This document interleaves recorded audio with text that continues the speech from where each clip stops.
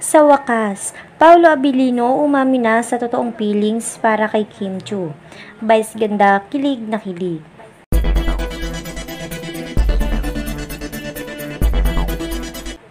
Hindi na nga may kakaila ang totoong kilig sa pagitan nila Kim Chiu at Paolo Abilino, lalo na tuwing magkasama ang mga ito. Kung saan ay hindi na rin mapigilan ni Paolo Abilino na madulas sa pagpaparingig ng feelings para kay Kim Chiu. Para kay Paolo Abilino ay may espesyal na lugar si Kim Chiu sa puso nito.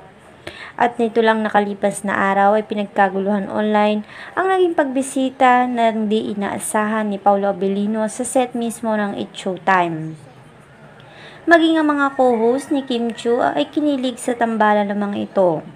At nasabayan pa ng pang-aasar ni Vice Ganda sa mga ito na animoy may nalalaman sa totoong estado ng relasyon ng dalawa. Ngunit masaabangan raw ngayon ng marami ang magiging espesyal na segments especially for you na gaganapin mismo sa kaarawan ni Vice Ganda. At ayon nga sa aming source ay si Kim Chiu at Paolo Abilino ang magiging guest nito. Komento naman ngayon ng marami ay tila nang kamubuon na nga si Kim Chiu sa naging mapait na breakup nito kay Sian Lim. Dahil kitang-kita na ngayon sa mukha nito kung gaano siya muling kasaya kasama si Paolo Abilino.